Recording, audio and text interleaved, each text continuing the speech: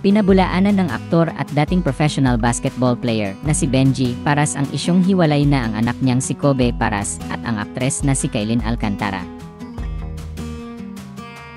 Tinanong kasi ni Gorgie Rula ng Pep.ph ang aktor nang kumalat kamakailan ang balitang hiwalay na ba sina Kailin at Kobe. Nagsimula kasing kumalat ang chikang naghiwalay na raw sina Kobe at Kailin nang burahin nila sa kanilang Instagram account ang kanilang mga litrato na magkasama.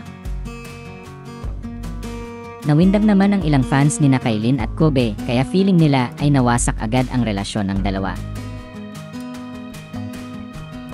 Ang sagot ni Benji sa tanong ni Gorgie, sila pa rin. Kasunod nito ay tinanong ang dating professional basketball player kung bakit nagtanggal sina Kobe at Kailin ng mga larawan sa kanilang Instagram account. Karaniwan kasi sa mga magkasintahan na naghiwalay na binubura online ang mga litrato nilang magkasama kapag hiwalay na sila. Kaya naman may ilang netizens na nag-usisa kung hiwalay na nga ba sina Kailin at Kobe dahil nagtanggal sila ng mga larawan nila sa Instagram. Sagot naman ni Benji sa tanong ni Gorgie, hehehe. Ewan ko sa kanila.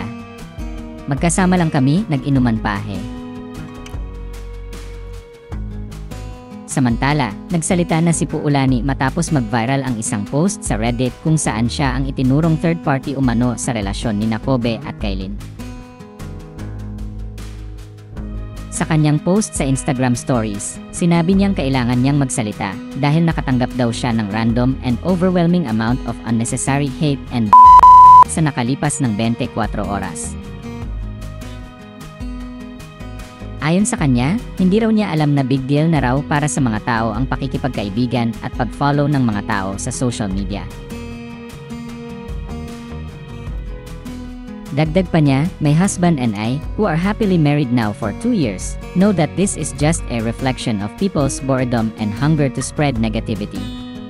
I hope everyone uses their best judgment when reading or hearing gossip and don't immediately take it as gospel.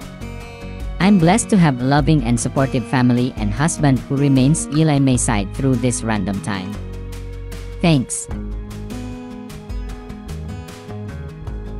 Sa ngayon ay wala pang pahayag sina Kailin Alcantara at Kobe Paras upang kumpirmahin o pabulaanan ang haka-hakang hiwalay na raw sila.